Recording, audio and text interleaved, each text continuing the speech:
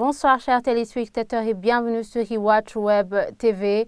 Un cadre de concertation entre les journalistes, les responsables des médias et les responsables des pouvoirs publics va bientôt voir le jour. Ceci ressort d'une conférence de presse animée ce mardi par le président du Conseil national de la communication, Karenga Ramadan. Selon lui, ce cadre permettra de faire comprendre qu'un journaliste a besoin d'être protégé, tout comme son équipement. On écoute Karenga Ramadan.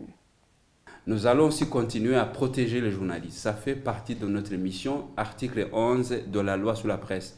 Un journaliste, dans l'exercice de ses activités, est protégé pour son intégrité physique, mais aussi pour son équipement.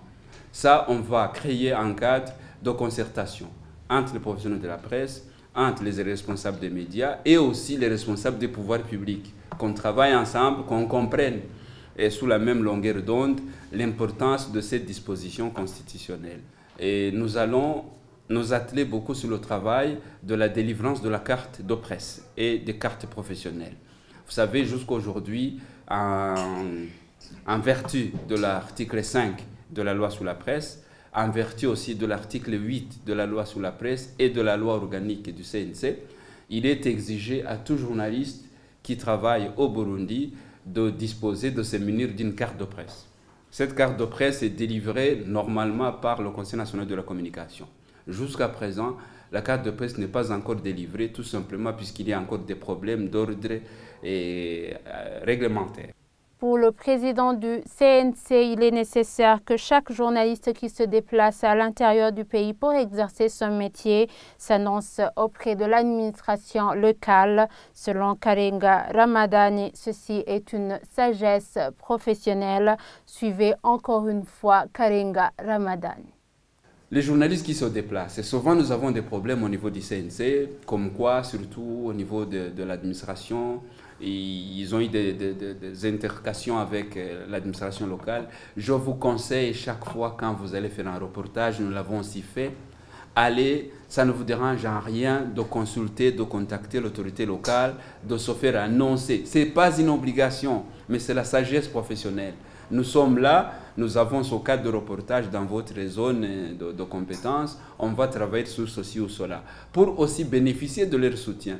De son côté, Alexandre Niungeko, président de l'UBJ, estime que ce n'est pas une obligation pour les journalistes de se présenter aux autorités locales. Le CNC devrait leur expliquer que les journalistes ne doivent pas absolument se présenter dans leur bureau pour effectuer leur mission. On écoute Alexandre Niungeko. C'est très regrettable que le président du CNC puisse dire que le journaliste devrait se faire annoncer ou doit s'annoncer à l'administration locale. Et heureusement quand même qu'il amène quand même une nuance que c'est pas une obligation.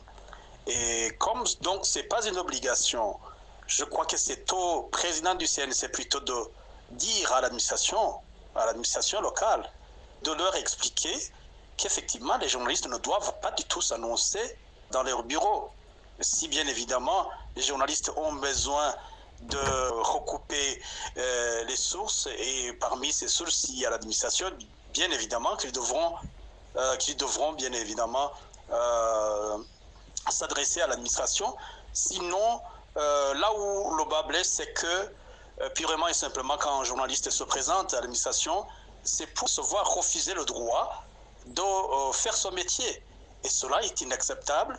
Et je pense que le président du CNC, si effectivement il a la conscience de son travail, il devrait plutôt amener les autorités à respecter le droit des journalistes de pouvoir circuler librement sur tout le territoire national et de faire son métier. C'est sur ces propos du président de l'UBJ que nous clôturons ce fait du jour. Merci de nous avoir suivis.